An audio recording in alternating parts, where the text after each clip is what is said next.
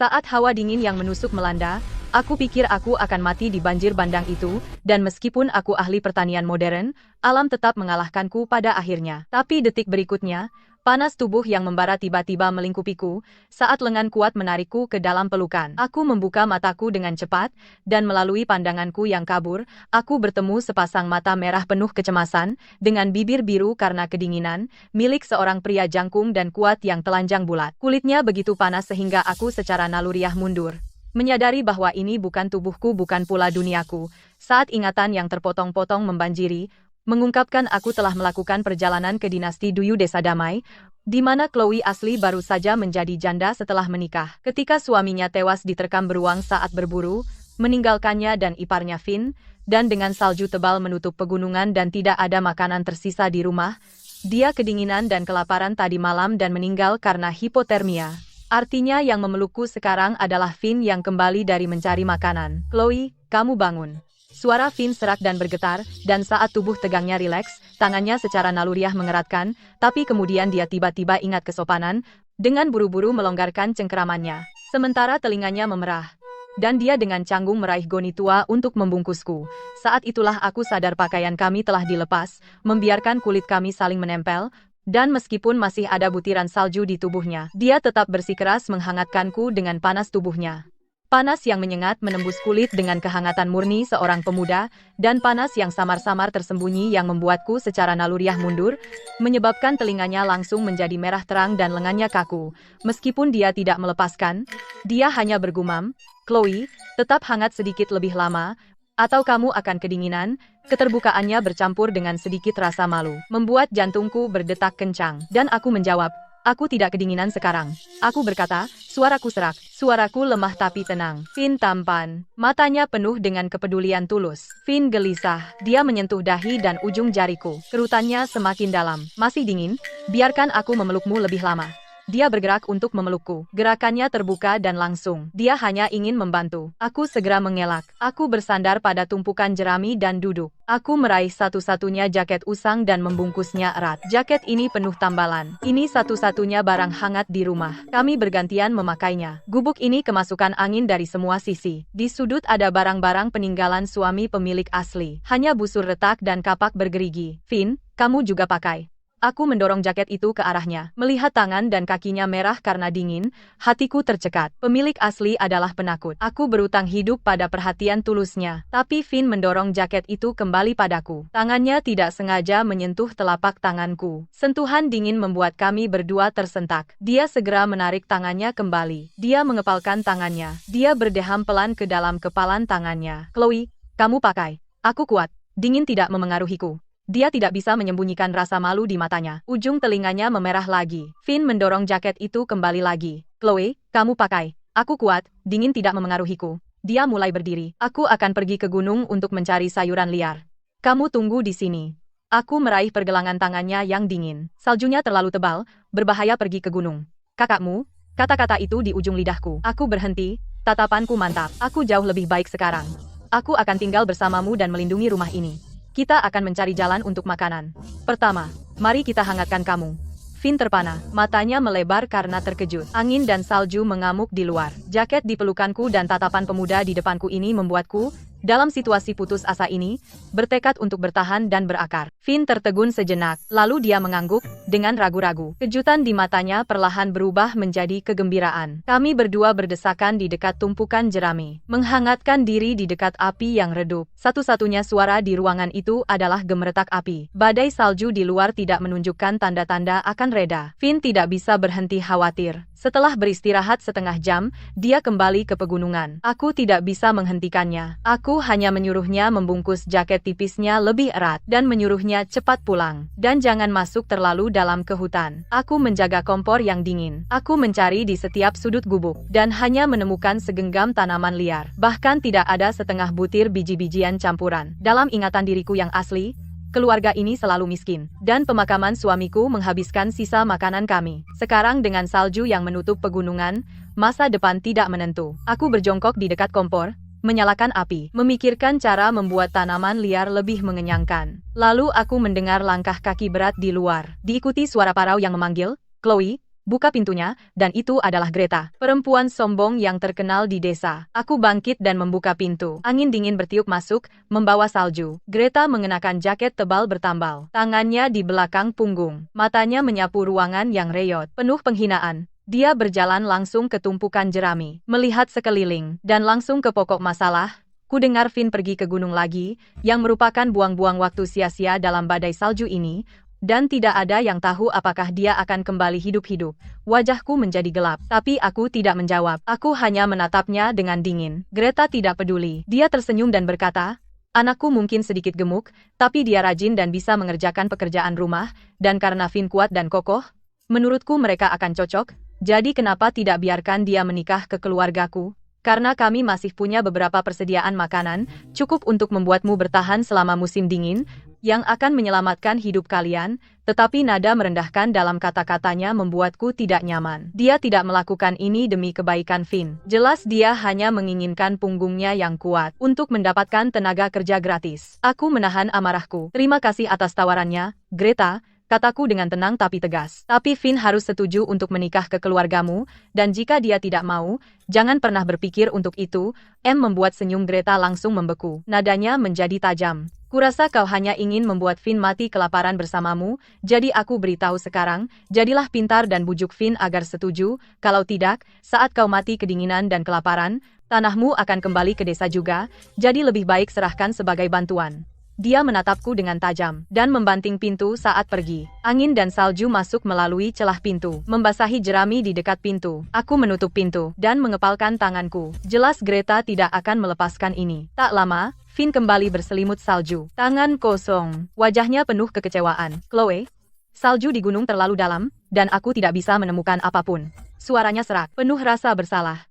Malam itu, kami merebus sayuran liar dengan air biasa, cukup untuk menghilangkan rasa lapar. Finn tidak banyak bicara, tapi dia terus mendorong irisan sayuran liar di mangkuknya ke arahku. Aku diam-diam mengembalikannya. Bolak-balik, rasa dingin di ruangan itu sepertinya sedikit menghilang. Malam itu, aku tidak bisa tidur. Aku memikirkan bagaimana kami bisa bertahan. Dengan salju tebal yang menutupi gunung, berburu dan mengumpulkan makanan menjadi sulit. Aku harus mencari cara menanam tanaman tahan dingin. Tapi kami bahkan tidak punya benih. Keesokan paginya, aku memberitahu Finn alasan sebenarnya Greta ingin pernikahan itu. Aku menjelaskan semuanya padanya. Dia tidak benar-benar menginginkan persatuan itu. Dia menginginkanmu untuk tenagamu. Dia ingin mempekerjakanmu sebagai buruh. Finn mengepalkan tinjunya. Wajahnya memerah. Aku tahu aku lebih baik mati kelaparan daripada pergi ke rumahnya. Aku ingin tetap bersama Chloe, menjaga kuburan kakakku, melindungi ladang keluarga Fletcher. Kejujuran dan keterus-terangannya membuatku semakin yakin bahwa Finn bisa dipercaya. Tapi kami berdua tahu Greta tidak akan mudah menyerah. Benar saja, kabar datang di sore hari. Greta sedang bergosip di sekitar desa. Katanya aku mengikat Finn, menghalanginya dari masa depan yang lebih baik. Tidak lama setelah itu, aku melihat Greta membawa setengah karung biji-bijian campuran menuju rumah kepala desa Mason. Jantungku berdetak kencang. Aku tahu mereka sedang merencanakan sesuatu. Benar saja. Menjelang malam, aku dengar bahwa Greta menemukan sepupu kepala desa Mason, Alfie. Alfie adalah preman desa, tidak berguna, dan dia sudah mengincarku. Aku menarik Finn ke samping. Aku memperingatkannya bahwa Alfie tidak baik. Jauhi dia, jangan biarkan dia menipumu. Finn mengangguk, matanya penuh kewaspadaan. Aku tahu dia selalu menatap Chloe. Aku tidak akan membiarkannya mendekatimu. Sebenarnya, kami tidak perlu bertanya-tanya. Gosip desa datang kepada kami. Setelah Greta menemukan Alfie, dia terang-terangan mengatakan ingin memaksa Finn menikah dengan keluarganya, dan menjanjikannya setengah hektar tanah jika berhasil. Alfie sudah memiliki niat buruk terhadapku. Mendengar ini, dia langsung setuju. Dia bilang akan membantu menjatuhkan keluarga Fletcher, dan memaksaku tunduk. Malam itu, Finn sedih. Dia duduk di dekat kayu bakar, diam dan termenung. Melihatnya seperti itu, aku diam-diam merebus semangkuk sayuran liar dan membawanya. Aku berbisik bahwa aku mendukungnya. Tidak ada yang bisa memaksamu melakukan sesuatu yang tidak kamu mau. Finn menengadah dan menatap mataku. Pipinya langsung memerah. Dia menunduk dan mengambil mangkuk itu. Saat tangannya tidak sengaja menyentuh tanganku, dia cepat-cepat menariknya kembali. Telinganya merah. Melihat kegugupannya, hatiku berdebar. Dia menunduk, mengaduk-aduk sayuran liar. Suaranya sepelan nyamuk. "Chloe, Aku akan melindungimu. Aku tidak akan membiarkan Alfie berhasil. Selama beberapa hari berikutnya, salju sedikit mereda. Finn pergi ke gunung setiap hari. Meskipun hanya segenggam sayuran liar, dia tidak pernah pulang dengan tangan kosong. Saya memanfaatkan salju yang lebih tipis untuk membersihkan sepetak kecil di depan, menggemburkan tanah, berencana menanam sayuran tahan dingin setelah salju mencair. Alfie tidak datang mengganggu kami, tapi saya tahu dia dan Greta sedang merencanakan sesuatu. Benar saja. Pada sore hari kelima, Greta muncul dengan mangkuk keramik kasar, tersenyum lebar. Dia berdiri di pintu, mangkuk di tangannya masih mengepul. Nadanya luar biasa hangat. Chloe, di mana Finn? Kulihat kalian sudah berhari-hari makan sayuran liar. Kasihan. Aku masak biji-bijian campuran di rumah. Kupikir akan kubawakan sedikit. Lonceng alarm berbunyi di kepalaku. Greta selalu pelit. Kenapa dia tiba-tiba memberikan biji-bijian campuran secara gratis? Dengan santai aku menghalangi pintu. Tidak membiarkannya masuk, mataku tertuju pada mangkuk biji-bijian campuran itu. Dengan pengetahuan medis daruratku, samar-samar aku mencium bau aneh yang samar. Sangat halus, bercampur dengan aroma biji-bijian, hampir tidak terasa, menekan rasa jijikku, aku memaksakan senyum dingin. Terima kasih, Greta, tapi Finn baru saja makan sayuran liar yang kumasak, dan perutnya kembung. Aku simpan dulu untuknya. Dan dia bisa memakannya kalau lapar, kataku sambil meraih mangkuk, sengaja menyenggol Finn, yang baru keluar dari ruang belakang, dengan sikuku, memberinya tatapan waspada. Finn mungkin sederhana, tapi dia cerdik. Dia segera mengerti dan berdiri di belakangku, berkata dingin, aku tidak lapar. Bawa kembali, Greta. Senyum Greta sedikit meredup. Dia mencoba membujuk, biji-bijian campurannya masih panas, akan tidak enak kalau dingin. Finn, setidaknya makan sedikit. Tidak perlu, potongku, mengambil mangkuk dan meletakkannya di dekat kompor. Kami hargai kebaikanmu, Greta. Kamu sebaiknya pulang, agar tidak mengabaikan pekerjaanmu sendiri, dan melihat ini, Greta tidak bisa memaksa lebih lanjut. Dia melirik kami dengan jijik dan pergi dengan kesal. Begitu dia pergi, aku meraih mangkuk dan melemparkannya ke dalam tungku. Finn bertanya gugup, Chloe, apakah ada yang salah dengan makanan itu? Aku menjawab, ya, dicampur obat bius, mengangguk dan berbalik memperingatkannya. Ujung jariku tanpa sadar menyentuh lengannya. Mereka tidak berniat baik. Mulai sekarang, apapun yang dibawa Greta, jangan disentuh. Jangan pernah lengah. Mendengar itu Finn menjadi kaku, dan menunduk melihat tanganku di lengannya. Pipinya memerah, bahkan lehernya menjadi merah padam. Dia bergumam, aku mengerti, Chloe. Kepercayaan di matanya bercampur dengan sedikit kasih sayang yang mulai tumbuh. Aku segera menarik tanganku, tapi ujung jariku masih merasakan kekencangan lengannya. Kayu bakar berderak di ruangan, membuat wajah kami berdua memanas. Udara menjadi kental dengan ketegangan canggung. Aku membersihkan area di depan rumah dan menemukan segenggam biji sayuran yang layu yang disembunyikan oleh pemilik sebelumnya. Ini sisa dari tahun lalu. Ini seperti taruhan, apakah mereka akan tumbuh? Tapi aku ahli pertanian. Tugas kecil ini bukan apa-apa bagiku. Finn, di sisi lain, membersihkan busur berburu tua di sudut dan mengasah kapak yang bergerigi. Dia bilang akan berjaga di luar untuk menghentikan Greta dan Alfie membuat masalah lagi. Selama 2 hari berikutnya, Greta tidak datang. Alfie juga tidak muncul. Desa menjadi jauh lebih tenang. Tapi aku tahu itu hanya sementara. Mereka belum mendapatkan apa yang mereka inginkan. Mereka pasti tidak akan menyerah semudah itu. Aku bilang pada Finn untuk tidak pergi terlalu jauh ke gunung dan pastikan kembali sebelum matahari terbenam. Aku juga mengajarinya mengenali beberapa sayuran liar dan rempah yang tahan dingin. Itu bisa mengisi perutnya dan berguna dalam keadaan darurat. Hari itu, turun salju lagi. Tidak deras, tapi terus-menerus. Finn pergi ke gunung untuk mencari makanan. Aku tinggal di rumah membereskan dan mengumpulkan sayuran liar kering. Tepat saat aku selesai, aku teringat kebun sayur di depan. Khawatir salju akan mengubur biji-biji itu, aku mengambil beberapa alat dan pergi keluar. Aku berencana membuat naungan sederhana di atas kebun. Aku bekerja di kebun selama lebih dari 1 jam. Naungan itu baru setengah jadi ketika aku mendengar suara dari pondok. Sepertinya ada yang sedang meronta. Dan aku mendengar suara Greta. Hatiku menegang. Aku menjatuhkan alat-alatku dan berlari kembali. Jantungku berdebar kencang. Takut sesuatu terjadi pada Finn. Aku mendorong pintu dan melihat pemandangan yang membuat darahku mendidih. Greta menarik keras lengan baju Finn. Putrinya berdiri di samping, tampak malu. Dan Alfie bersembunyi di luar pintu, matanya terpaku pada ruangan. Jelas, dia sedang mengawasi. Finn meronta dengan keras. Wajahnya merah, tapi karena terikat sopan santun, dia tidak berani melawan Greta. Dia hanya bisa mengelak dengan sia-sia. Kamu berani muncul lagi? Aku meraih cangkul di belakang pintu dan berteriak. Aku bergegas dalam beberapa langkah, menarik Finn ke belakangku, melindunginya. Greta terkejut oleh kemarahanku. Dia secara instingtif melepaskan, lalu memaksakan diri tenang. Chloe, ini tidak ada urusanmu. Finn harus menikahi putriku. Bertanggung jawab, aku mencibir. Kamu masuk saat aku pergi. Menerobos masuk dan menangkapnya. Kamu jelas menjebak Finn. Dan kamu masih bicara tanggung jawab? Alfie di luar melihat ini dan masuk. Matanya melirikku gelap. Chloe, bersikap pintarlah dan jangan ikut campur. Finn sudah terlibat dengan keponakanku. Sudah sepantasnya dia menikah dengan keluarga pengantin. Jika kamu terus menghalangi, aku akan bekerja sama dengan kepala desa dan mengatakan kamu menyimpan adik iparmu untuk dirimu sendiri, membawa malu pada keluarga dan mengusirmu dari desa damai. Berani kamu, teriak Finn. Dia mendorongku ke samping. Dia melindungiku di belakangnya. Dia menatap Alfie dengan tajam. Alfie, aku memperingatkanmu. Jangan berani menyentuh Chloe. Dan berhenti menyebarkan kebohongan kotor itu. Kau ingin aku menikah masuk keluarga istri? Lebih baik aku mati. Dia tinggi dan kuat. Saat marah, matanya setajam pisau. Alfie merasa panik di bawah tatapannya. Tapi dia masih bertahan. Jangan coba-coba. Kau tidak berhak memutuskan. Greta ikut campur. Benar. Kau berutang penjelasan pada kami. Entah Finn menikah masuk keluarga istri, atau kau membayar kami kompensasi atas pencemaran nama baik. Saat dia selesai bicara, kami mendengar langkah kaki di luar pintu. Beberapa penduduk desa lewat. Mereka mendengar pertengkaran di dalam, dan masuk untuk memeriksa kami. Melihat ini, aku segera menjelaskan semuanya. Aku bahkan menyebutkan bagaimana Greta dulu datang meminta-minta dengan makanan. Penduduk desa sudah tidak puas dengan Greta dan Alfie. Saat mendengar itu, mereka semakin marah. Semua orang bilang mereka sudah keterlaluan. Greta, kau keji. Berani-beraninya kau menggunakan obat bius untuk menjebak orang. Alfie, kau selalu mengejar ipar janda orang lain. Tidak punya malu? Putri Greta memerah karena malu. Dia menutup wajahnya dan lari keluar. Greta marah sekaligus cemas. Dia ingin mengejarnya, tapi penduduk desa mengepungnya dengan tuduhan, dan dia tidak bisa pergi. Alfie mencoba melarikan diri dalam kekacauan, tapi Finn menangkapnya dan mendorongnya keras. Dia jatuh ke tanah. Dia bangkit dengan panik,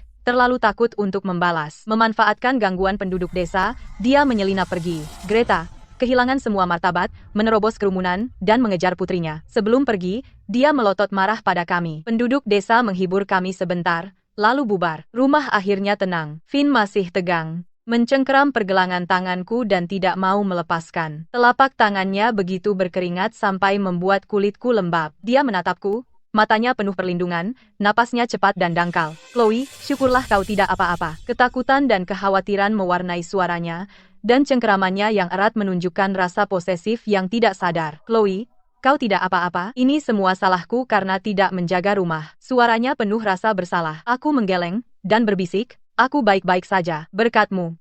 Finn menatapku, matanya penuh perlindungan, ujung telinganya memerah. Dia diam lama. Setelah Greta dan putrinya kabur, Finn berdiri di halaman sambil menggenggam parang, marah-marah sebentar. Dia berharap bisa langsung menghadapi Alfie. Aku menghentikannya dan berkata, tenang, pasti mereka akan lari ke dukungannya setelah kalah. Kita jaga kepala tetap dingin. Finn enggan, tapi dia menurutiku. Diam-diam dia berjaga di dekat gubuk, matanya waspada. Benar saja, sore harinya, seorang penduduk datang melapor, bilang Greta dan Alfie menangis di depan rumah kepala desa Mason. Aku sudah tahu. Mereka pasti akan menyalahkan kita duluan. Kepala desa Mason selalu membela sepupunya Alfie, dan dia sudah mengincar sebidang tanah kecil keluarga Fletcher. Masalah ini tidak bisa dihindari. Finn berkata tergesa, Chloe, kita harus pergi menjelaskan ke kepala desa sekarang. Aku geleng kepala, biarkan mereka datang ke sini, di depan penduduk desa, kebenaran akan terungkap.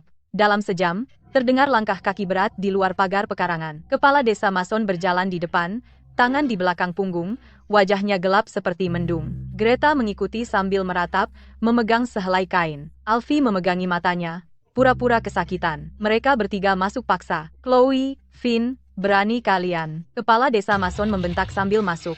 Berani kalian memukul orang tua, membuat masalah, dan kalian bahkan tidak mau berlutut minta maaf? Alfie langsung menyela, suaranya serak, Mason, kamu harus membelaku. Finn mendorong dan memukulku tanpa alasan, dan Chloe bilang aku tidak tahu malu. Aku tidak tahan lagi. Greta ikut meratap, kepala desa, Finn telah menghancurkan kehormatan putriku. Kau harus buat dia menikah masuk keluarga istri, atau bayar ganti rugi atas reputasi kami. Kalau tidak, aku akan benturkan kepalaku di sini. Wajah Finn memerah karena marah. Dia mengepalkan tinju, hendak melangkah maju. Aku tidak memukulnya. Kau masuk ke rumahku dan membuat keributan. Kepala desa Mason tiba-tiba mengangkat tangan untuk menghentikannya. Matanya tajam seperti pisau. Diam, Alfie itu pamanmu. Orang tua mendisiplinkan anak muda itu wajar. Memukulnya adalah pelanggaran serius. Dan seorang janda sendirian dengan ipar laki-lakinya, itu sudah melanggar aturan tradisional. Chloe pasti yang menyuruhmu. Itu sebabnya kau begitu berani. Dia terang-terangan memihak, sengaja menggunakan aturan tradisional untuk menekan kami,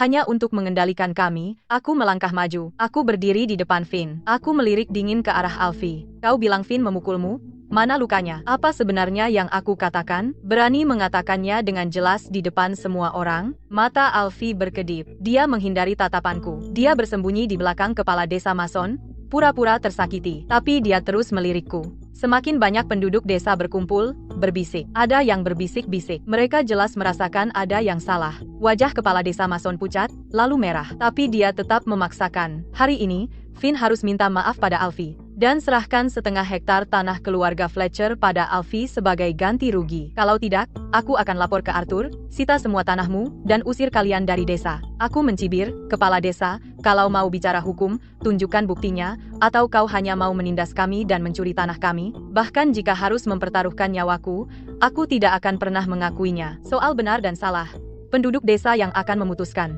Finn berdiri kokoh di belakangku, melindungiku. Dia berkata tegas, aku tidak melakukan kesalahan, dan aku tidak akan minta maaf. Kedua pihak saling berhadapan. Kepala desa Mason sangat marah. Tapi dia tidak berani bersikap keras di depan banyak orang. Dia hanya bisa melontarkan ancaman. Aku beri kalian 1 malam untuk berpikir. Kalau besok belum ada jawaban, jangan salahkan aku yang kejam. Setelah itu, dia pergi bersama 2 lainnya. Finn berguling-guling malam itu. Dia terus bergumam, kepala desa Mason tidak boleh menang. Aku menepuk bahunya. Daripada khawatir, mari kita lakukan sesuatu yang praktis. Kamu tinggal di rumah, aku akan pergi memeriksa ladang. Salju telah berhenti, tapi tanahnya keras seperti batu. Di bawah sinar bulan, Finn dan aku membalik tanah. Kami mengumpulkan abu tanaman dan mencampurkannya untuk menyuburkan tanah. Abu tanaman menahan panas dan menyuburkan, persis apa yang dibutuhkan tanaman tahan dingin. Lalu aku memotong beberapa ranting dan membuat nampan semai sederhana. Aku menaburkan sisa benih kubis secara merata di dalamnya. Lalu aku menutupinya dengan lapisan tipis salju untuk menjaga kelembaban. Finn tidak mengerti teknik-teknik ini, tapi dia membantu tanpa berkata apa-apa. Kami tidak berhenti sampai larut. Dia melihat ke nampan, matanya penuh keraguan. Chloe, bisakah sayuran benar-benar tumbuh di salju ini? Aku tersenyum. Jangan khawatir, metode ini akan membuat bibitnya bertunas lebih awal. Keesokan paginya, kepala desa Mason datang bersama Greta, Alfie, dan beberapa penduduk desa. Jelas mengharapkan kami menyerah. Jadi, sudah menentukan keputusan? Kepala desa Mason mengatupkan tangannya di belakang punggung, nada bicaranya penuh kesombongan. Aku berkata dengan tenang, kepala desa, jika Anda ingin menilai, datanglah lihat ladang bersamaku dulu, lalu putuskan. Semua orang mengikutiku ke ladang di belakang. Ketika mereka melihat tunas kecil di nampan, mereka terkejut. Di tengah musim dingin yang puncak, kubis benar-benar bertunas. Luar biasa. Dari kepala desa Mason mengerutkan kening, tipu muslihat ini tidak akan menyelamatkanmu. Kamu tetap harus memperbaikinya. Tipu muslihat? Aku berjongkok, menunjuk ke tunas-tunas itu. Aku memperbaiki tanah semalaman, dan menanam kubis tahan dingin ini. Dalam beberapa hari, ini siap panen. Desa kekurangan makanan karena salju, tapi kubis ini adalah makanan nyata. Aku bisa mengajari semua orang metode ini, agar tidak ada yang kelaparan. Penduduk desa mendengar ini, dan melihat kubis hijauku yang subur. Mereka hampir bisa merasakannya. Mereka menatapku dengan penuh terima kasih. Finn dan aku hidup dari tanah, bekerja keras, bukan bermalas-malasan. Tapi Greta terus memaksa Finn menikah dengan keluarganya, dan saat gagal, dia bekerja sama dengan Alfie untuk membiusnya. Banyak penduduk desa melihatnya. Bukan, penduduk desa mulai bergumam. Seseorang menyela, pantas saja Greta setiap hari membuat keributan, dia ingin menjadikannya buruh. Metode Chloe luar biasa, menanam sayur di tengah badai salju. Wajah Greta pucat pasi. Dia mencoba membela diri, tapi kerumunan menenggelamkan suaranya. Alfie mencoba mendukungnya. Aku menoleh dan menatapnya tajam. Pikiran kotor tentangku itu, mau aku beberkan sekarang? Kepala desa Mason melihat ini, dan tahu bahwa memihak mereka lagi hanya akan membuat masa marah. Wajahnya penuh kemarahan. Dia melirik Alfie dengan marah, dan berkata, kita bicarakan ini nanti, lalu mundur dengan anak buahnya. Finn melihat bibit di nampan semai, matanya penuh kekaguman. Chloe, kamu luar biasa. Aku tersenyum, tapi aku tahu kepala desa Mason tidak akan membiarkan ini begitu saja. Beberapa hari berikutnya, aku merawat bibit bersama Finn, dan memperkuat nampan semai agar terlindung dari salju. Bibit tumbuh cepat, menjadi hamparan hijau subur. Sungguh menenangkan. Greta dan Alfie bersembunyi di rumah, terlalu takut untuk keluar. Desa damai selama beberapa hari. Kukira kami akan punya beberapa hari damai. Tapi masalah datang lagi. Suatu sore, kepala desa Mason datang dengan 2 petugas, menyeret 2 pria pingsan ke halaman. Mereka memakai seragam tentara yang compang-camping dan penuh dengan luka. Napas mereka hampir tidak terasa. Darah merembes dari dahi mereka. Jelas mereka terluka parah. Chloe, ikuti perintah. Nada suaranya dingin. Akhir-akhir ini, tentara yang kalah berkeliaran. Pemerintah memerintahkan setiap desa untuk menampung mereka. Keduanya adalah tanggung jawabmu. Ditambah uang jaminan 5 tali uang. Ditambah pajak kepala 7 tali uang. Harus dibayar dalam sebulan. Jika tidak, kamu akan didakwa menyembunyikan tentara yang kalah. Hatiku tenggelam. Ini bukan soal menampung tentara yang kalah. Jelas kepala desa Mason sengaja mempersulit kita. 12 tali uang, bagi kami yang sekarang tidak punya uang, tentu saja jumlah yang sangat besar. Finn segera maju untuk menghentikan kepala desa. Keluarga kami bahkan tidak mampu membeli makanan.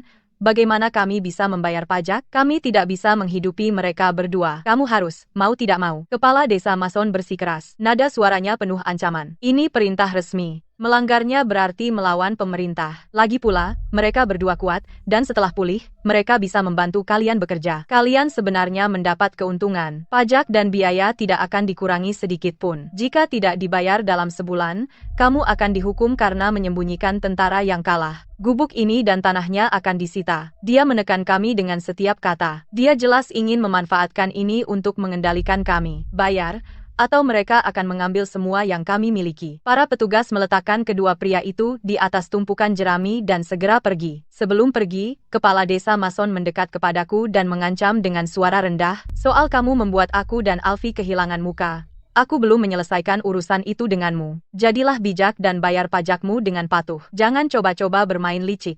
Jika tidak, aku punya banyak cara untuk menghadapimu." Setelah itu, dia pergi dengan gaya sombong. Finn gemetar karena marah. Kepala desa Mason keterlaluan. Dia jelas sengaja menargetkan kita. Aku berjongkok dan memeriksa apakah mereka bernapas. Untungnya, mereka hanya pingsan karena luka parah. Mereka bisa diselamatkan. Jangan marah, kataku lembut. Mereka juga 2 nyawa manusia. Kita tidak bisa membiarkan mereka mati begitu saja. Soal pajak, kita akan cari jalan keluar. Coba periksa luka mereka dulu. Finn dan aku membawa 2 prajurit itu jauh ke dalam tumpukan jerami, dan menutupi mereka dengan goni bekas untuk menahan angin. Finn merebus air panas. Aku dengan hati-hati, membersihkan luka di wajah dan tangan mereka. Luka-luka itu sangat dalam. Ada yang dari pisau, ada yang dari pedang, ada yang masih mengeluarkan darah. Tanpa penanganan cepat, mereka mungkin tidak akan bertahan hingga malam. Chloe, apa kita benar-benar akan menyelamatkan mereka? Finn tampak khawatir. Bagaimana jika mereka orang jahat? Atau bagaimana jika kepala desa Mason mengirim mereka untuk mencelakai kita? Lagi pula,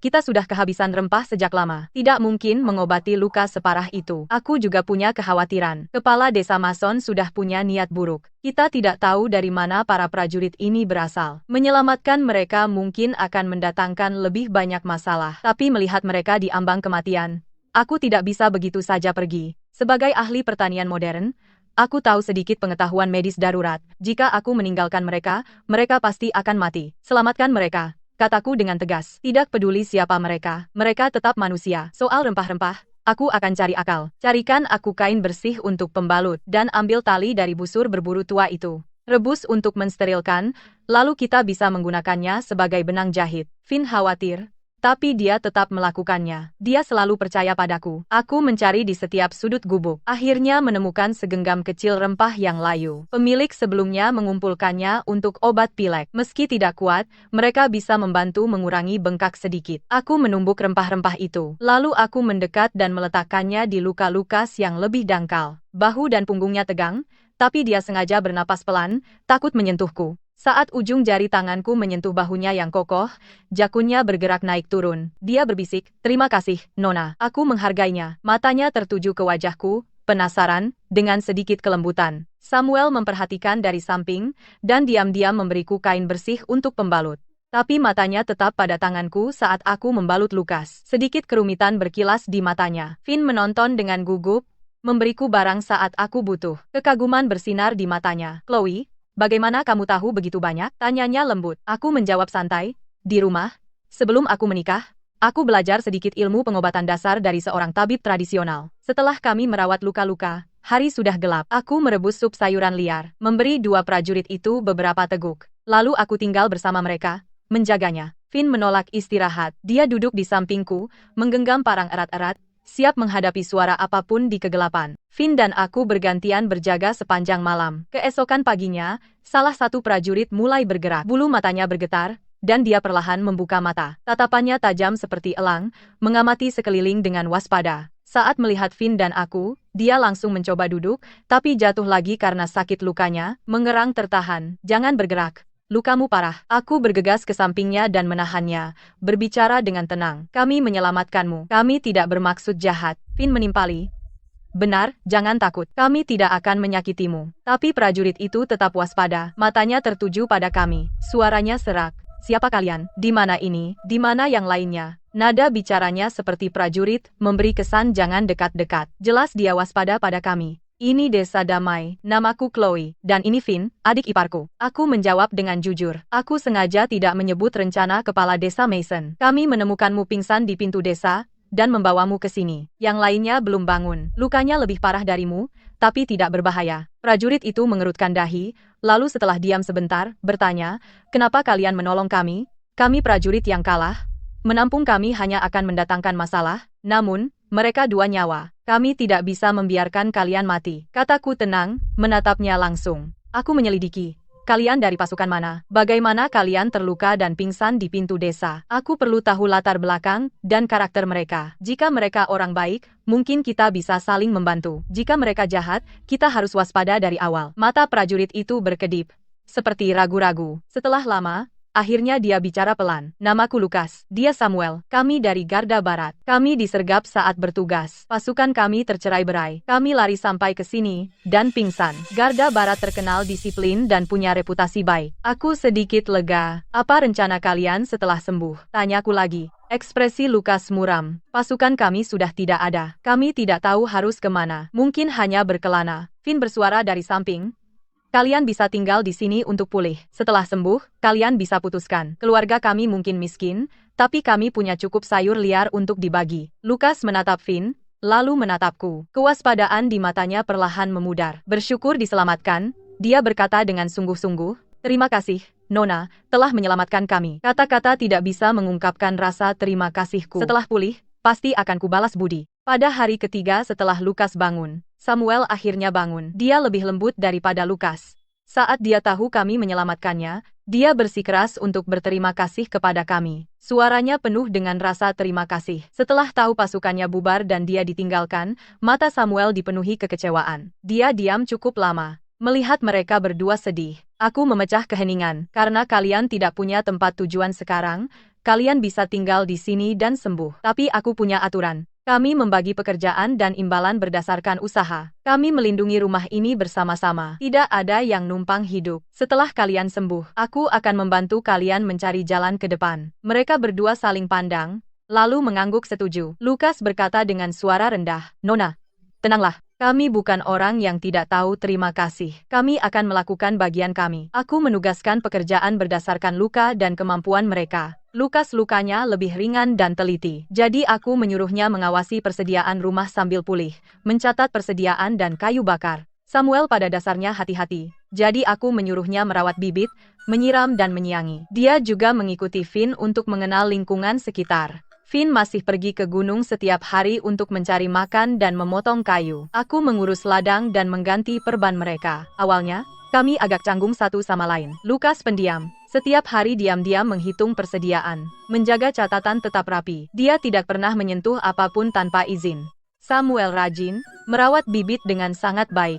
Dia juga sering membantu Finn memotong kayu. Meski masih waspada terhadap keduanya, aku berbagi cerita dari gunung, dan mengajari mereka mengenali sayuran liar. Suatu hari, Samuel tidak sengaja menyiram bibit terlalu banyak, dan panik.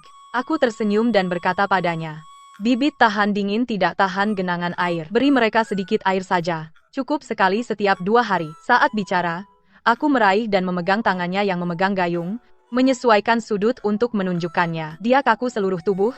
Pipinya memerah. Dia bahkan menahan napas. Dia patuh mengikuti gerakanku. Lukas duduk di dekatnya menghitung persediaan. Pandangannya sekilas melirik tangan kami yang terkait. Ujung jarinya sedikit mengencang, lalu kembali normal. Tapi ada kesuraman baru dalam tatapannya. Malam hari, kami berempat duduk melingkar makan sup sayur liar. Finn selalu memberikan satu-satunya daun muda di mangkuknya padaku. Lukas diam-diam mendorong batu hangat ke kakiku. Samuel bahkan menyendokkan sup hangat untukku sebelumnya. Perasaan mereka halus namun jelas. Malam hari, kami berempat duduk di dekat api makan sup sayur liar. Sederhana, tapi terasa aman. Lukas menyinggung situasi perbatasan. Samuel dan Finn mendengarkan dengan penuh minat. Aku sesekali menyela. Suasana di ruangan semakin hangat. Gubuk bobrok ini, dengan 2 orang tambahan, benar-benar mulai terasa seperti rumah. Semuanya mulai tenang. Bibitnya mulai tumbuh kuat. Lukas dan Samuel juga sudah mulai pulih. Tapi beberapa hari kemudian, terjadi sebuah kecelakaan. Suatu pagi, saat mengganti perban mereka, aku melihat luka mereka merah dan meradang. Nanah kuning keluar. Jelas terinfeksi. Mereka terinfeksi. Kita butuh ramuan anti radang. Aku mengerutkan dahi dan berkata, kita sudah habis pakai ramuan yang ada di rumah. Jauh dari cukup. Lukas menahan sakit dan berkata, Nona, jangan repot-repot. Kami adalah prajurit. Kami bisa mengatasi goresan kecil. Tidak, infeksi parah bisa membunuhmu. Aku segera menolak. Ada ramuan di gunung yang melawan infeksi di cuaca dingin. Aku akan memetiknya. Finn melompat. Chloe, aku ikut denganmu. Gunung itu berbahaya. Aku tidak ingin kamu pergi sendirian. Lukas ingin ikut juga, tapi aku menghentikannya. Kamu belum sembuh. Tinggal di rumah dan istirahat. Jaga Samuel dan bibit untukku. Samuel juga mendesak. Finn, pergilah dengan Nona.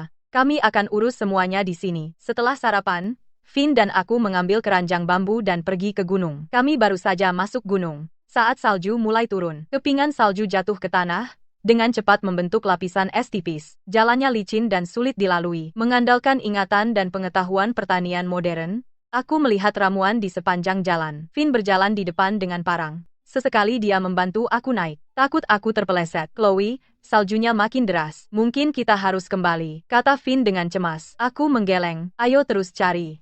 Tanaman anti radang biasanya tumbuh di lereng yang tidak terkena angin. Kita bisa pulang setelah menemukannya. Kami berjalan tertatih-tatih.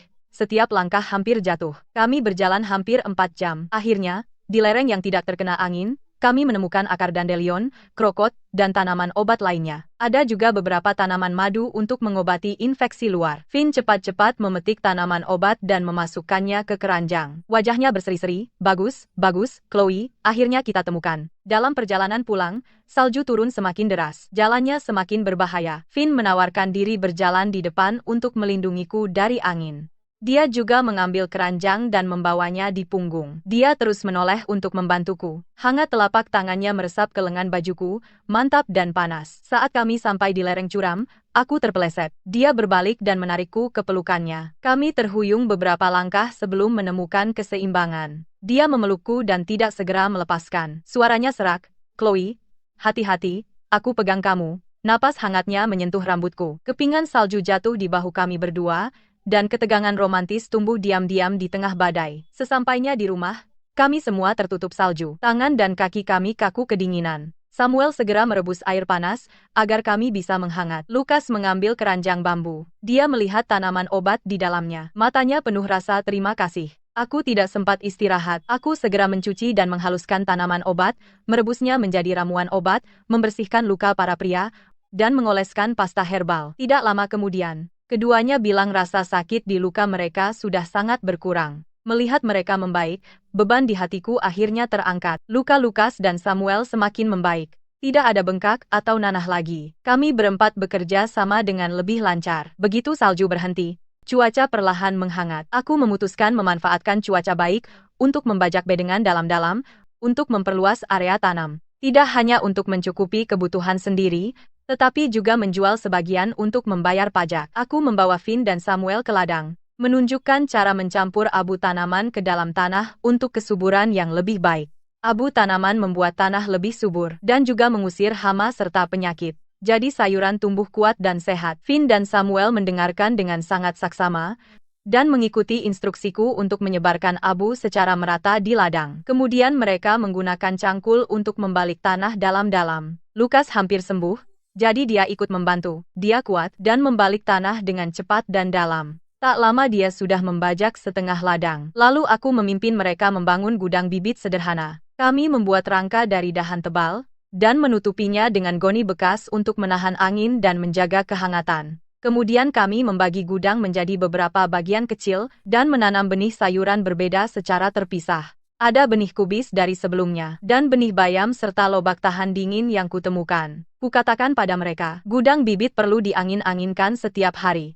Jangan terlalu banyak menyiram, cukup jaga tanah tetap lembab. Samuel yang bertanggung jawab atas gudang bibit. Dia akan memeriksa bibit sebelum fajar setiap hari, menyiram dan menyiangi, mencatat suhu di dalam gudang, dan pertumbuhan bibit. Saat dia tidak mengerti sesuatu, dia bertanya padaku. Finn pergi ke gunung setiap hari, dan selain mengumpulkan sayuran liar, dia juga memotong dahan untuk memperkuat gudang bibit. Sesekali dia menangkap hewan buruan kecil untuk memberi kami makanan yang lebih enak. Lukas masih mengurus perlengkapan dan pembukuan. Dia mendata semua sayuran liar, kayu bakar, dan rempah, dan mencatatnya dengan jelas. Dia bahkan menyisihkan beberapa sayuran liar untuk dikeringkan dan disimpan. Kalau salju tebal menutup gunung nanti. Di waktu luangnya, dia juga membantu di ladang. Melihat bibit yang hijau, dia tak bisa menahan seru. Nona, metode bertani ini sungguh istimewa. Jauh lebih baik dari yang kami tanam di kamp tentara. Hari-hari berlalu, bibit di gudang tumbuh subur dan hijau. Ladang juga tertata rapi. Kami membersihkan pondok hingga tak bernoda. Kami juga memperkuat dinding untuk menahan angin dingin. Malam hari, kami berempat duduk di sekitar api, mendiskusikan rencana saat bibit siap. Lukas berkata bahwa begitu sayuran terjual, kita akan kumpulkan dulu cukup untuk pajak, dan sisanya untuk membeli benih dan gandum. Samuel dan Finn mengangguk setuju, mata mereka penuh harapan akan masa depan. Rumah yang dulu rusak ini perlahan kembali mendapatkan vitalitas dan keteraturan. Setelah 10 hari atau lebih, kubis pertama akhirnya siap. Daunnya hijau tua, montok, dan tebal. Jauh lebih empuk daripada kubis biasa yang ditanam warga desa. Melihat keranjang penuh kubis, Finn berkata dengan bersemangat, "Chloe, kubis ini kelihatan luar biasa. Pasti laku dengan harga bagus." Aku mengangguk. Aku akan membawanya ke kota untuk dijual. Kau di sini jaga bibit dan gubuk. Keesokan paginya, aku berangkat ke kota dengan keranjang bambu penuh kubis. Kota kabupaten jauh lebih ramai dari desa damai. Pasar ramai dengan suara hiruk-pikuk. Kios-kios penuh dengan berbagai hasil bumi. Aku cari sudut dan letakkan keranjangku. Begitu kubisku kupajang, seorang penjual bertubuh kekar datang. Penjual itu mengambil satu kubis, memeriksanya, dan berkata dengan nada meremehkan, "Gadis desa, berapa harga ini?" "3 untuk $10, jawabku. "Ini baru dipetik." Penjual itu mencibir, "Kubis jelek macam apa yang berani harga segitu? 3 untuk $5. Aku ambil semua. Kalau tidak, seharian tidak akan laku satu pun." Aku tahu. Dia melihatku sendirian, dan berusaha menawar rendah. Aku mengambil salah satu kubisku, dan membandingkannya dengan yang di kios sebelah. Aku meninggikan suara dan berkata, "Bapak, lihat kubis saya. Daunnya tebal, penuh sari. Ditanam dengan abu tanaman. Jauh lebih empuk daripada kubis biasa. 3 untuk $10. Itu murah sekali." Sebaliknya, kubis biasa ini, daunnya tipis, bahkan ada lubang ulat. Dan mereka berani jual 3 untuk $8. Orang-orang mulai berkumpul. Mereka membandingkan kubis dari kedua kios. Semua orang memuji kualitas kubisku. Wajah penjual itu merah dan putih. Dia berkata dengan garang, "Berani kau melawanku? Coba lihat siapa yang berani beli darimu hari ini." Aku mencibir, "Jual beli itu sukarela. Atal Hamin Manurak, apa hakmu untuk menghentikanku? Lagi pula, kubisku bagus. Tentu orang akan membelinya." Tepat saat itu, seorang pria berjubah panjang, berwajah cerdas dan terpelajar, menghampiri. Ia mengambil satu kubis dan memeriksanya saksama. Bahkan ia mencicipi sehelai daun. Ia memuji, "Kubis ini benar-benar empuk. Kualitas bagus sekali. Nona, saya ambil semua kubis Anda. Dengan harga yang Anda sebut, 3 untuk $10, ditambah $2 per kubis. Sebagai uang muka untuk panen Anda selanjutnya." Aku tertegun sejenak, aku segera berterima kasih. Pria itu tersenyum dan berkata, "Saya Victor, pemilik restoran anggur emas. Restoran saya membutuhkan sayuran berkualitas seperti ini. Mulai sekarang, setiap kali panen Anda siap, bawa langsung ke anggur emas. Saya akan membayar dengan harga wajar." Penjual itu melihat ini dan mundur. Ia pergi dengan sembunyi. Victor menyuruh orang memindahkan kubis. Ia membayar dan bahkan meninggalkan alamatnya. Menggenggam uang yang berat, hatiku penuh sukacita. Ini adalah rejeki pertamaku di dunia baru ini. Tidak hanya bisa menutupi sebagian pajak, tapi aku juga bisa membeli bibit dan gandum. Dalam perjalanan pulang, langkahku ringan, hatiku penuh harapan akan masa depan. Victor sopan dan baik hati. Setelah membayar kubis, dia mengajakku duduk di restoran anggur emas. Tempat itu elegan dan rapi. Semua pelanggan berpakaian rapi. Jelas itu tempat terkenal di kota kabupaten. Dia menuangkan secangkir teh panas untukku. Dan langsung ke pokok pembicaraan. Nona Chloe, kubis yang Anda tanam kualitasnya sangat bagus. Jauh lebih baik dari yang ditanam petani biasa. Saya ingin membuat kesepakatan jangka panjang dengan Anda. Saya akan membeli semua sayuran yang Anda tanam. Dan dengan harga 20% di atas harga pasar. Bagaimana menurutmu? Aku sangat senang dan terkejut. Aku langsung setuju. Terima kasih sudah percaya padaku, Victor. Aku tidak akan mengecewakanmu dalam pengiriman. Victor mengangguk sambil tersenyum. Lalu nadanya menjadi lebih serius. Tapi izinkan aku memperingatkanmu tentang satu hal.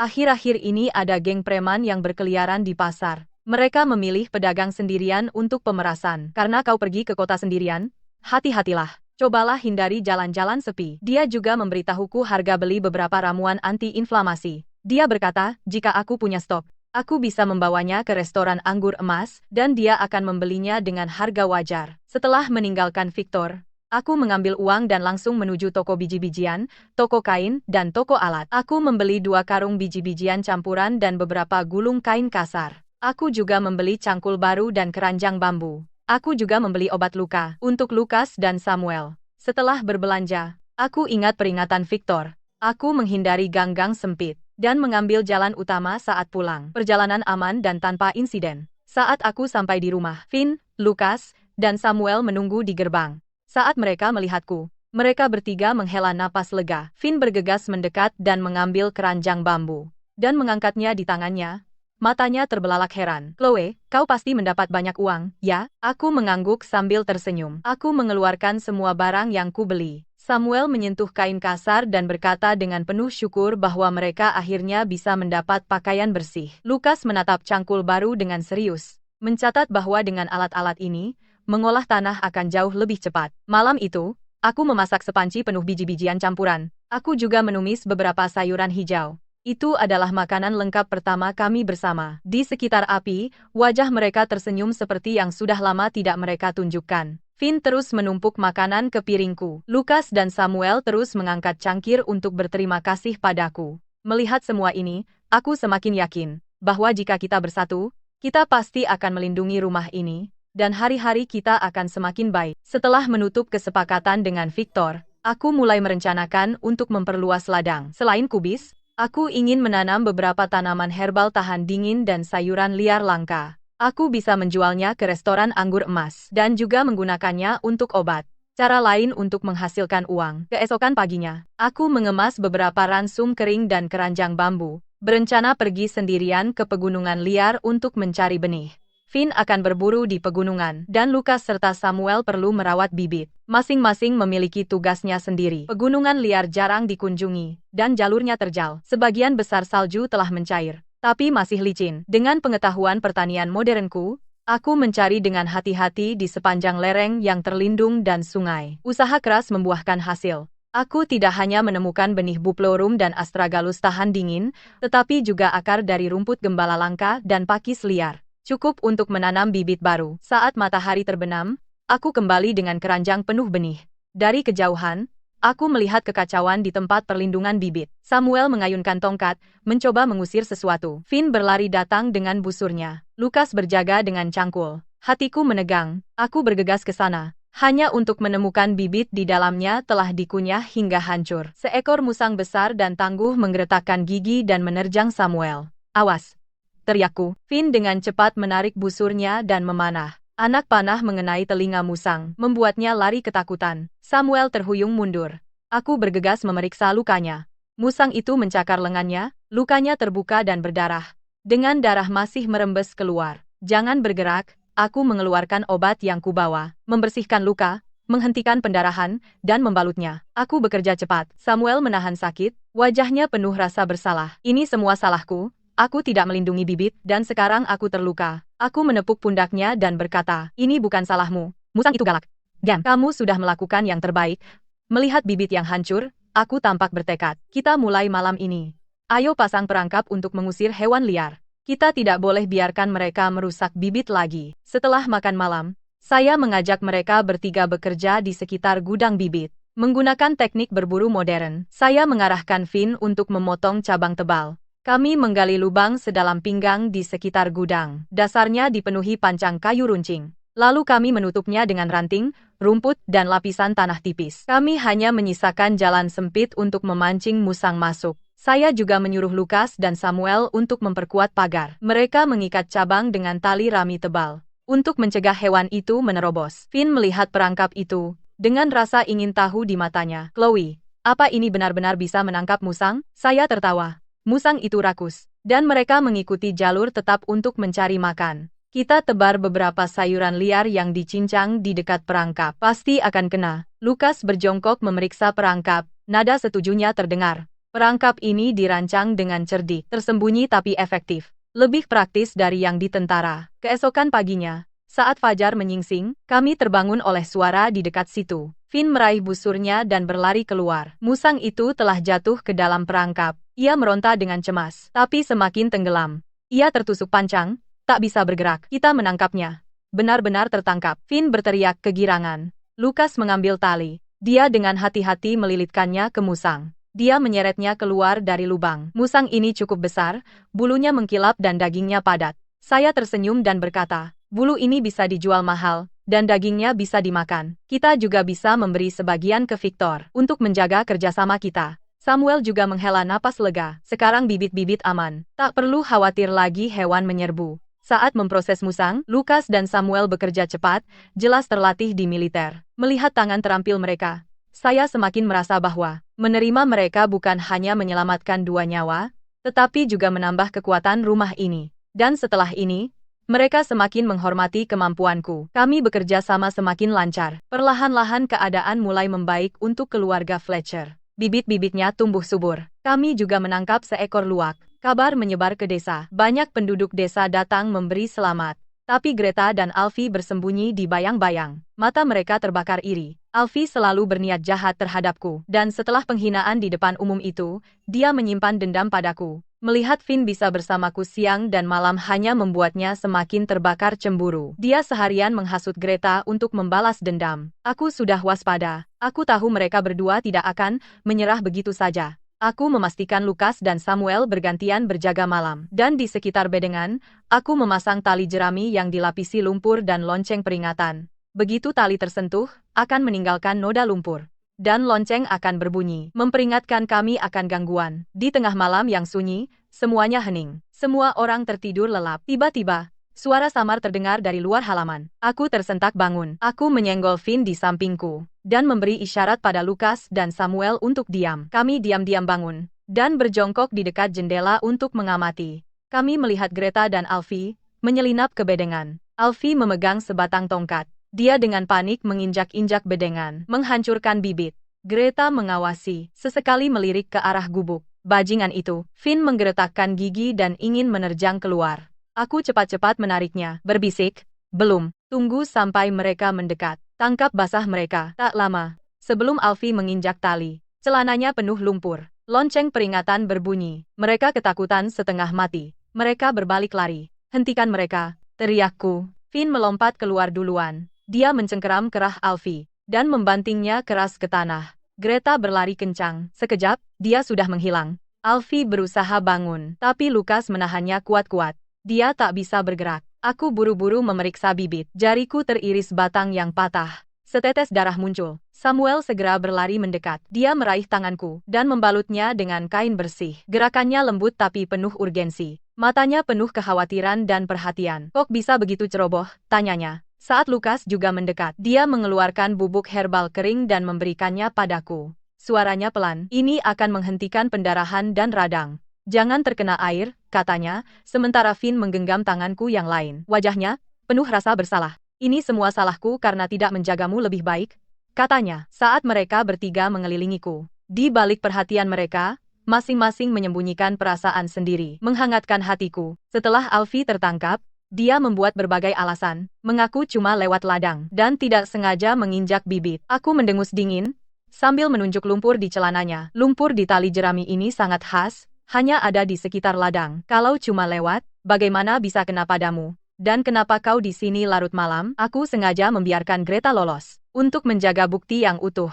Lalu aku mengumpulkan bibit yang rusak, tali jerami yang berlumpur, dan potongan pakaian yang jatuh dari Alfie. Dengan bukti dan Alfie yang ditahan, aku langsung pergi ke rumah kepala desa Mason. Aku mengundang beberapa warga yang tidak memihak sebagai saksi. Saat kepala desa Mason melihat Alfie tertangkap dengan bukti kuat, mukanya berganti-ganti pucat dan merah, tapi dia tetap ingin membebaskannya dengan mudah. Mungkin ini cuma kesalahpahaman. Alfie tidak bermaksud jahat. Kesalahpahaman? Aku memotong ucapannya dan memaparkan bukti satu persatu. Menyelinap ke ladang larut malam. Sengaja merusak bibit dan mencoba mengintip pondok untuk melecehkanku. Apakah itu juga kesalahpahaman? Sebelumnya, Greta memaksa pernikahan, dan mereka meracuni dan bersekongkol melawan kami. Semua itu dilihat oleh warga desa. Apakah ini juga kesalahpahaman? Beberapa warga ikut berbicara. Chloe benar. Greta dan Alfie selalu berbuat jahat. Alfie cuma iri karena keluarga Fletcher sukses, jadi dia mengganggu mereka. Alfie terdiam. Kepalanya semakin menunduk.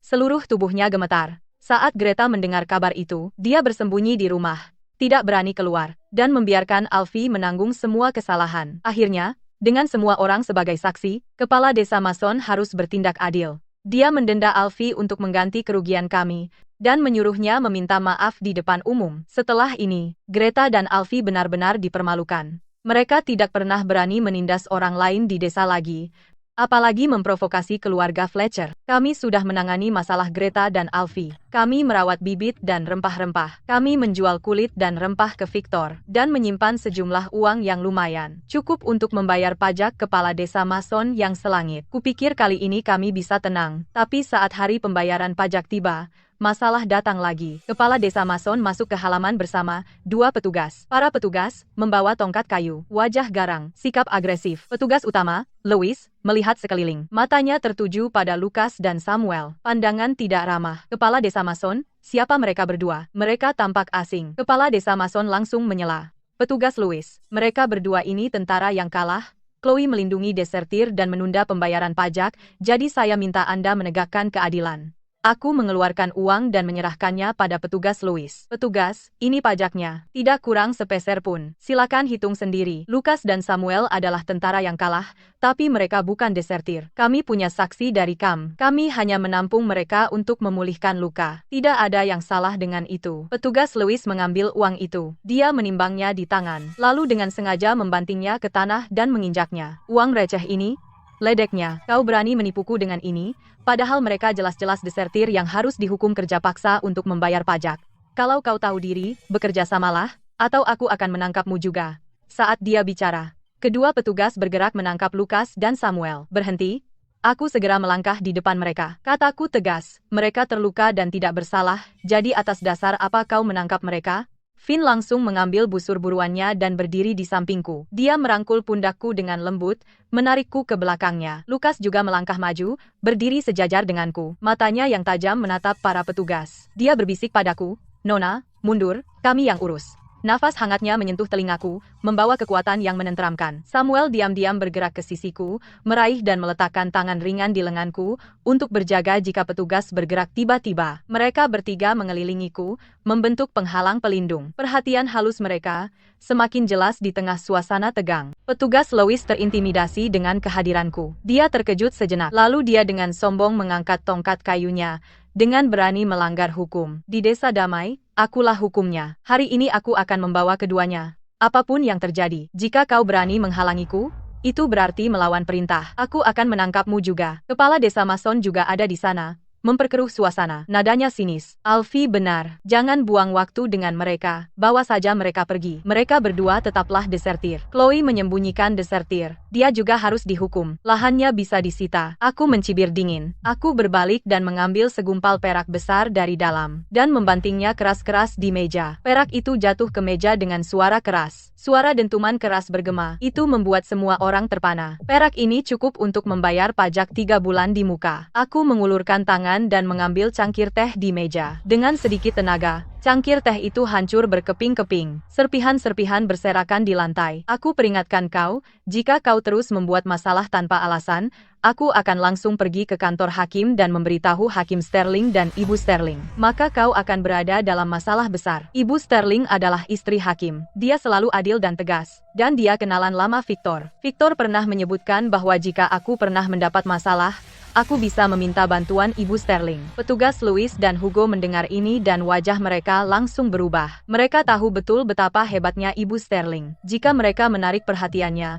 paling tidak mereka akan kehilangan pekerjaan, paling parah mereka akan didakwa. Lalu mereka melihat ke arah Lukas, sikap militernya, matanya yang tajam, jelas bukan orang yang bisa dipermainkan. Itu langsung meruntuhkan kepercayaan diri mereka. Kepala desa Mason masih ingin membujuk, tapi petugas Louis menatapnya hingga diam. Petugas Louis memasukkan perak itu ke saku. Nadanya melunak. Karena Nona Chloe sudah membayar semua pajak, dan bahkan membayar di muka 3 bulan, lupakan saja. Tapi kau harus mengawasi keduanya. Jika terjadi sesuatu, kau yang akan bertanggung jawab. Setelah mengatakan itu, dia kemudian menatap tajam kepala desa Mason dan pergi bersama Hugo. Mereka pergi dengan kesal. Melihat ini, kepala desa Mason juga tidak berani tinggal. Dia menyelinap pergi mengikuti mereka. Halaman akhirnya tenang. Finn menghela napas lega. Chloe, kau luar biasa. Lukas dan Samuel juga maju untuk berterima kasih. Terima kasih telah menyelamatkan nyawa kami, Nona. Kata-kata tidak bisa mengungkapkan rasa terima kasih kami. Aku tersenyum. Aku tahu di dalam hati bahwa setelah kejadian ini, otoritas keluarga Fletcher telah kokoh berdiri. Tidak ada yang berani macam-macam dengan kami lagi. Beberapa hari kemudian, salju lebat tiba-tiba turun, dan suhu turun drastis. Bibit dan tanaman herbal di gudang pembibitan berisiko rusak karena embun beku. Jadi saya segera memutuskan untuk membangun rumah kaca, menggunakan jerami dan lumpur untuk isolasi untuk memastikan tanaman bertahan melewati musim dingin dengan aman. Begitu kabar tersebar, Finn, Lukas, dan Samuel segera bertindak, masing-masing melakukan bagiannya tanpa satu keluhan pun. Finn pergi ke gunung untuk memotong dahan tebal untuk membuat rangka rumah kaca, karena dia kuat dan cepat. Tidak butuh waktu lama sampai dia menyelesaikan rangka untuk 3 gudang. Lukas bertugas mencampur lumpur dan memplester dinding. Mencampur jerami dengan lumpur dan mengoleskannya ke dinding gudang untuk menjaga angin keluar dan panas tetap di dalam. Dia teliti, memastikan setiap bagian tertutup rapat. Samuel bijaksana dan hati-hati, mengurus persiapan tanah di dalam dan memindahkan bibit serta tanaman herbal, dan dia juga menggali saluran api sederhana di dalam gudang, siap menyalakan api untuk kehangatan. Saya membimbing mereka bertiga untuk menyesuaikan sudut rumah kaca untuk memaksimalkan penyerapan sinar matahari, dan mengajari mereka menutupi atap dengan jerami, dan menambahkan kain goni pada malam hari untuk mengunci lebih banyak panas. Selama istirahat kerja, Finn diam-diam memberikan saya air hangat, dan Lukas serta Samuel akan sukarela melakukan tugas terberat agar saya tidak kedinginan atau kelelahan. Mereka bekerja keras selama 3 hari penuh dan akhirnya menyelesaikan rumah kaca. Melihat rumah kaca yang rapi dan bibit hijau di dalamnya, Lukas dan Samuel saling berpandangan, mendekati saya, dan dengan sungguh-sungguh menangkupkan tangan. Nona, Anda memperlakukan kami dengan tulus. Anda berani dan cerdik. Kami ingin mengikuti Anda dengan setia, Nona, dan menjaga rumah ini bersama-sama. Tidak peduli masalah apapun yang menghadang, kami akan memberikan nyawa tanpa ragu. Saya menatap mata tulus mereka, lalu menoleh ke Finn di samping saya, yang matanya penuh kelembutan, dan kehangatan memenuhi hati saya. Malam itu, kami berempat duduk di sekitar api, makan makanan hangat dan berbicara tentang rencana masa depan, dan ruangan terasa hangat dan nyaman. Mata saya tidak sengaja bertemu dengan mata Finn, dan telinganya memerah saat dia cepat-cepat mengalihkan pandangan, tetapi matanya penuh kasih sayang yang tidak bisa disembunyikan, dan riak halus timbul di hati saya juga. Setelah rumah kaca dibangun, setiap malam saya bangun untuk memeriksanya, khawatir suhu turun atau ada hewan liar yang masuk. Malam itu, saya baru saja mendekati rumah kaca dengan lentera ketika saya mendengar suara kunyahan samar dari dalam. Jantung saya berdebar kencang. Saya berjingkat masuk ke rumah kaca, dan dengan cahaya redup lentera, saya melihat beberapa kelinci menggigit bibit. Kalian hama kecil, desisku. Kelinci-kelinci itu ketakutan dan berlari keluar dari rumah kaca. Saya mengejar mereka dengan lentera, berusaha mengusir mereka jauh-jauh agar mereka tidak merusak bibit lagi. Saya berakhir di bukit tandus di luar desa. Kelinci-kelinci itu melesat ke dalam gua dan menghilang. Saya hendak berbalik ketika saya mencium bau abu tanaman yang familiar. Saya mengikuti aroma itu, dan di bawah sinar bulan, saya menemukan tempat tersembunyi di bukit tandus dengan deposit alami abu tanaman, menumpuk tebal, teksturnya halus, sempurna untuk memperbaiki tanah. Yang lebih mengejutkan saya adalah mata air gunung di dekatnya, jernih dan manis, dengan aliran yang stabil, sempurna untuk mengairi ladang dan tanaman di rumah kaca. Abu tanaman menyuburkan tanah dan mencegah hama, dan air mata air berkualitas tinggi, keduanya penting untuk hasil panen tinggi. Dengan gembira, saya berjalan di sekitar tambang dan mata air, mempelajari medan dengan cermat, dan menandai tempat itu dengan batu agar tetap tersembunyi dari orang lain. Kemudian saya diam-diam membuat rencana. Setiap pagi, saya menyuruh Finn membawa beberapa orang untuk mengangkut sedikit abu tanaman, agar tidak menarik perhatian, dan kami juga menggali parit irigasi sederhana untuk menyalurkan mata air ke ladang dan rumah kaca. Dalam perjalanan kembali ke gubuk, saya merasa ringan melangkah, sangat gembira. Dengan harta karun alami ini dan budidaya rumah kaca, tanaman pasti akan tumbuh subur. Kami tidak hanya bisa memenuhi kebutuhan restoran anggur emas, tetapi juga bisa memperluas ke pasar lain. Tidak perlu khawatir lagi soal pajak atau mencukupi kebutuhan. Keluarga ini akhirnya keluar dari kesulitan. Selama beberapa hari berikutnya, kami menggali saluran sederhana untuk irigasi air mata air dan mengangkut abu tanaman secara bertahap untuk memperbaiki tanah. Bibit dan herba di rumah kaca tumbuh lebih kuat. Kualitasnya jauh lebih baik dari sebelumnya. Ketika kubis berkualitas tinggi batch kedua dan buplerum batch pertama dan astragalus sudah siap, aku mengemasnya dengan baik dan pergi sendiri mengantarkannya ke restoran anggur emas. Finn harus tinggal dan merawat tanaman. Lucas dan Samuel sedang sibuk memperkuat saluran. Semua melakukan bagiannya. Saat aku tiba di pintu masuk restoran anggur emas, aku melihat seorang pelayan berbaju hijau mondar-mandir dengan cemas. Itu Tracy, pelayan Ibu Sterling. Ketika dia melihatku membawa keranjang sayur, matanya berbinar. Dia bergegas, meraih pergelangan tanganku, dan berkata, "Nona Chloe, akhirnya aku menemukanmu. Tolong selamatkan Ibu Sterling." Hatiku menegang. Aku segera bertanya alasannya. Tracy terisak bahwa Ibu Sterling pergi membakar dupa kemarin dan digigit anjing gila. Sekarang dia demam tinggi yang tak kunjung turun, dan mengigau. Dokter Ruby, dokter istana, mendiagnosisnya sebagai pilek, tapi obatnya tidak mempan. Dia sangat membutuhkan selada segar sebagai bahan obat, tapi tidak menemukan kualitas bagus di manapun. Gigitan anjing gila, pasti bukan pilek. Keterlambatan bisa menyebabkan bencana. Aku segera meletakkan keranjang sayur dan berkata pada Tracy, "Bawa aku ke kantor hakim cepat. Nyonyamu tidak pilek. Itu penyakit akut akibat gigitan anjing. Jika terlambat lagi, sudah terlambat." Tracy ragu, tapi tidak punya pilihan lain. Dia segera memandu ke kantor hakim. Halaman dalam kantor hakim tegang. Hakim Sterling penuh kekhawatiran. Dokter Ruby memegang semangkuk obat, hendak memberikannya pada Ibu Sterling. Aku bergegas maju untuk menghentikan Hakim Sterling dan Dokter Ruby. "Jangan sekali-kali." Nyonya menunjukkan tanda awal rabies akibat gigitan anjing. "Pasti bukan pilek. Minum obat pilek hanya akan menjebak racun di dalam dan memperburuk kondisinya." Mendengar ini, wajah Dokter Ruby menjadi gelap, dan dia memarahi dengan keras, "Dasar udik, apa yang kau tahu tentang obat? Yang kau tahu hanya beberapa pengobatan tradisional. Beraninya kau datang ke kantor hakim dan ikut campur? Apa kau mau mencelakai Nyonya?" "Mencelakai Nyonya?" Hakim Sterling juga tampak ragu. Dia mengerutkan kening. "Kau, gadis desa, bagaimana kau bisa memahami penyakit ini? Seberapa yakin kau bisa menyembuhkan istriku?" Aku mengangguk tegas dan berkata, "Aku punya metode darurat dan pengobatan tradisional. Aku bersedia mencoba.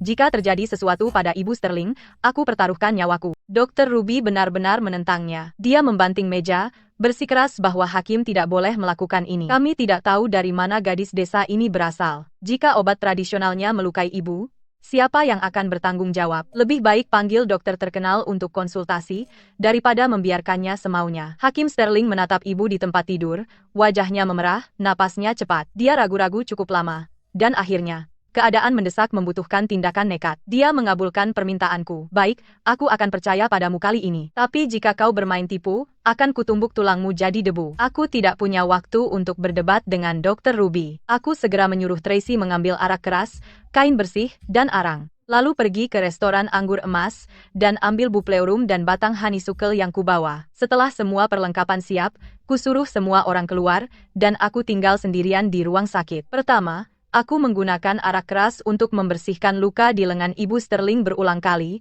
lalu menggunakan pisau bersih untuk mengikis jaringan mati di sekitarnya. Ini adalah teknik debridement darurat modern untuk mengeluarkan sebanyak mungkin racun. Lalu aku memanaskan kain dengan api arang dan menempelkannya panas-panas di daerah sekitar luka untuk menghentikan penyebaran racun. Dokter Ruby melihat dari luar. Dia menghentakkan kaki dengan marah dan berteriak, "Kau sedang menyakiti ibu." "Seseorang, hentikan dia. Bapak, hentikan dia." Aku mengabaikan teriakannya, dan terus mencampur buplurum tumbuk dan batang honeysuckle dengan sedikit realgar, dan mengoleskannya pada luka. Aku juga menyeduh ramuan untuk membersihkan panas dan detoksifikasi, dan memberikannya pada Ibu Sterling sendok demi sendok. Seluruh proses berlangsung hampir 1 jam. Aku tetap di samping tempat tidur, mengamati denyut nadi dan suhu Ibu Sterling dengan saksama. Awalnya, dia masih demam tinggi dan kejang-kejang. 1 jam kemudian, kejang-kejang berangsur berhenti, dan demam tinggi sedikit turun. Napasnya stabil, dan dia perlahan membuka matanya. Lemah, dia meminta air. Tracy sangat gembira dan segera membawakan air hangat. Hakim Sterling bergegas masuk ke kamar, dan melihat istrinya sadar, dia begitu emosional hingga hampir tidak bisa bicara. Dia berbalik dan membungkuk dalam padaku. "Terima kasih, Nona. Kau menyelamatkan nyawa istriku. Aku terlalu buta untuk melihat keahlianmu." Dr. Ruby berdiri di samping, wajahnya menjadi pucat lalu merah. Dia tidak pernah berani mengejek lagi dan diam-diam keluar. Aku menghela napas lega, dan menginstruksikan, meskipun ibu stabil sekarang, dia perlu minum obat selama 3 hari berturut-turut. Luka perlu dibersihkan setiap hari dan ganti perban. Jauhkan dari air, dan dia tidak boleh terlalu emosional.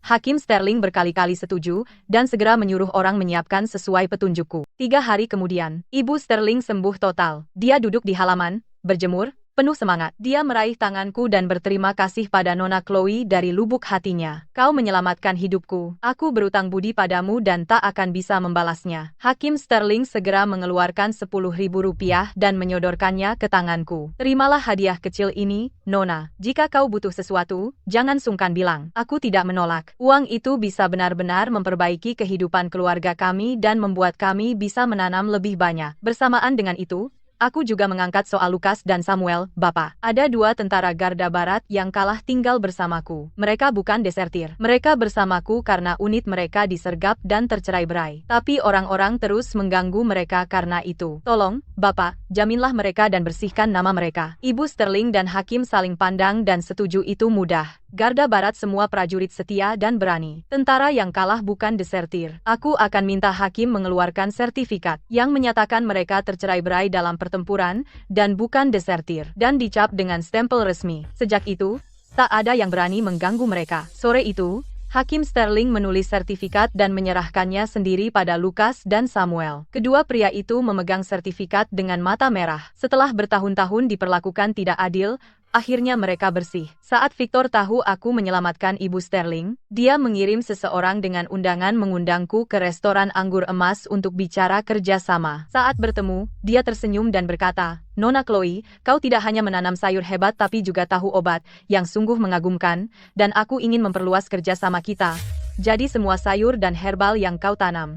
Restoran Anggur Emas akan mengambil semuanya, dan kami naikkan harga 10% dan juga bisa bayar uang muka di awal. Bagaimana?" Dan aku dengan senang hati setuju. Dengan dukungan kantor hakim, dan jalur tetap melalui restoran Anggur Emas, kehidupan keluarga Fletcher akhirnya aman. Keluarga Fletcher semakin makmur. Lukas dan Samuel mendapat sertifikat dari kantor hakim. Tidak ada yang berani macam-macam dengan mereka lagi. Itu membuat kepala desa Mason, Greta, dan Alfie semakin getir. Mereka menggertakkan gigi karena marah. Mereka bertiga bersembunyi di rumah Greta. Wajah mereka gelap sekali. Alfie mengepalkan tangannya. Matanya menyala dengan kebencian dan keserakahan. Wanita jalang Chloe itu tidak hanya menggagalkan rencanaku, tapi juga membantu 2 tentara kalah itu bangkit kembali. Dan sekarang dia bahkan menjilat istri hakim. Aku akan membuatnya kehilangan segalanya, dan mengambilnya untuk diriku sendiri. Kepala desa Mason menghela napas. Nada suaranya penuh dendam. Hakim Sterling melindunginya. Jika kita menghadapinya terang-terangan,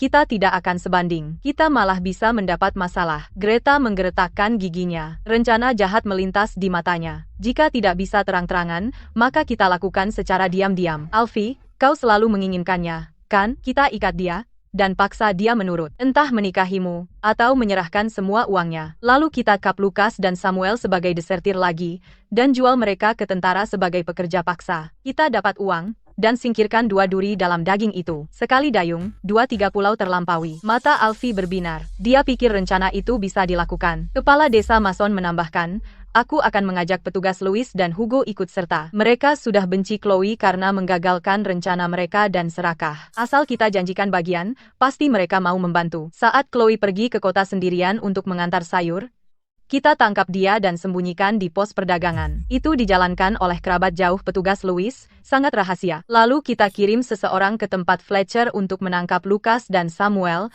dengan dalih mereka melarikan diri untuk menghindari hukuman. Dan untung dari menjual mereka. Kelompok itu setuju dengan mudah. Mereka langsung membagi tugas. Kepala desa Mason pergi menghubungi petugas Louis dan Hugo, menjanjikan mereka Rp5.000. Greta tinggal di desa untuk mencari tahu kapan Chloe pergi ke kota. Alfie dan anak buahnya akan bersembunyi di satu-satunya jalan menuju kota, menunggu kesempatan untuk menculiknya.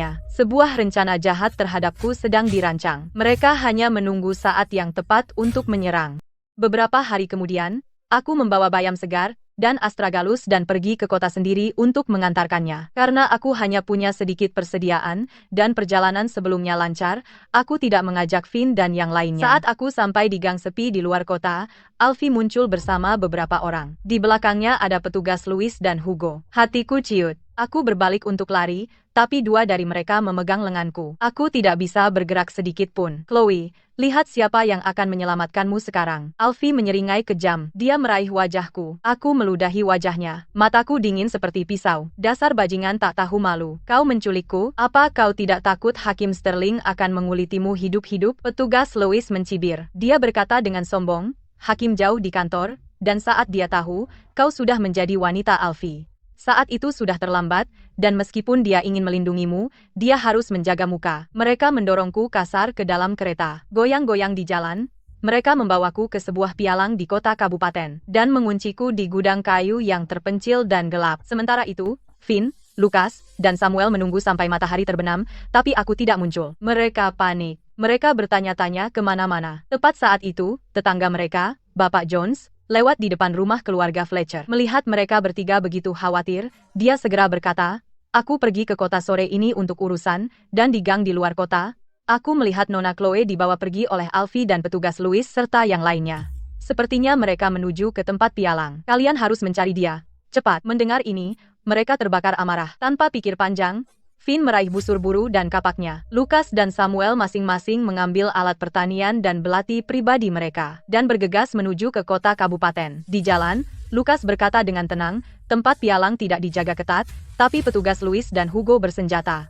Kita tidak bisa menghadapi mereka langsung. Pertama, kita selidiki dulu, lalu bergerak untuk menyelamatkannya. Finn mengangguk dengan mata merah, apapun yang terjadi, aku akan membawa Chloe kembali. Di gudang kayu, aku pura-pura ikut bermain, menunda-nunda Alfie yang menjaga pintu. Sementara itu, aku diam-diam menggesek tali di pergelanganku. Talinya tebal, tapi dengan menggeseknya bolak-balik, perlahan tali itu longgar. Tepat saat tali hampir lepas, aku mendengar suara samar di luar pintu, dan aku tahu Finn serta yang lainnya sudah tiba. Aku sengaja meninggikan suara dan berkata pada Alfie, jika kau melepaskanku, aku akan memberikan semua uangku, dan aku akan memohon pada Hakim Sterling untuk membiarkanmu hidup, dan memang, Alfie memakan umpan, mendorong pintu terbuka, dan hendak berbicara saat Finn menerjang dari balik pintu dan memukul bahunya dengan golok. Alfie berteriak dan jatuh ke tanah. Lucas dan Samuel juga bergegas masuk dan melumpuhkan dua penjaga di pintu. Aku memanfaatkan kesempatan untuk membebaskan diri, meraih tongkat kayu dari sudut,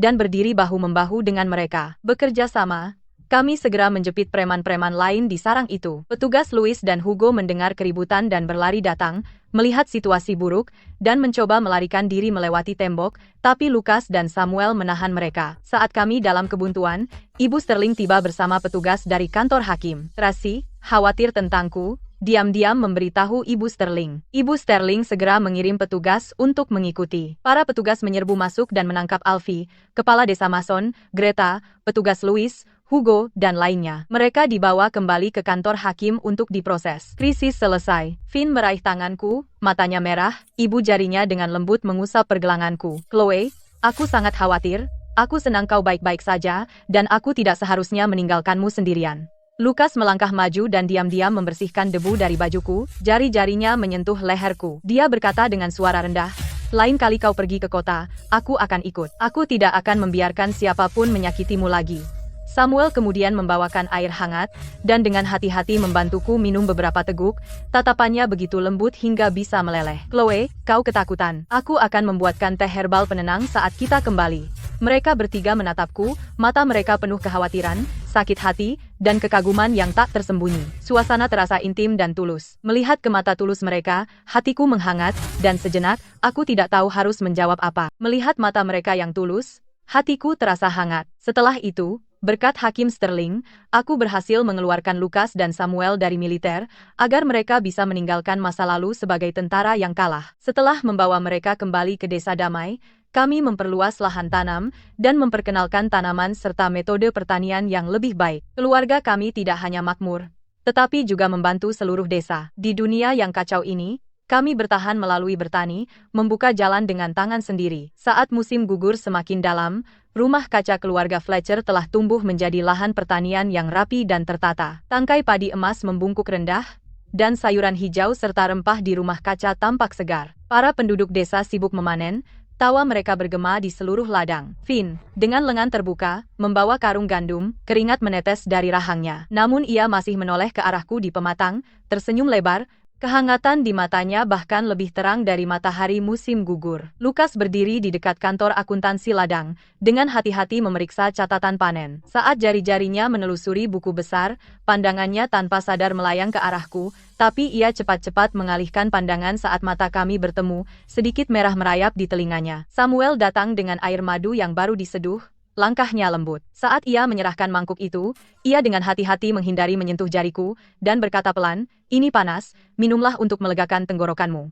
Saat senja tiba, lahan pertanian menjadi sunyi. Di halaman pondok, kayu bakar berderak, dan meja dipenuhi dengan hidangan panen. Ada unggas liar rebus yang empuk, sayuran hijau campur yang segar, dan biji-bijian campuran yang harum. Kami berempat duduk di sekeliling meja. Finn terus menumpuk makanan ke mangkukku, memilih potongan yang paling empuk untukku. Lukas diam-diam mendorong kacang yang sudah dikupas ke arahku, sementara Samuel menjaga panci sup, sesekali menyendokkan semangkuk sup panas untukku. Aku memandang mereka bertiga, masing-masing sangat berbeda namun sama tulusnya, dan perasaan damai yang dalam menyelimutiku. Hakim Sterling dan Victor mengirim hadiah, beserta surat yang menawarkan untuk merekomendasikan kami memperkenalkan tanaman yang lebih baik ini ke daerah tetangga, agar lebih banyak orang bisa bertahan di masa kacau ini. Aku mengangkat mangkukku dan berkata sambil tersenyum, "Untuk perjalanan ini, aku sangat berterima kasih memiliki kalian semua."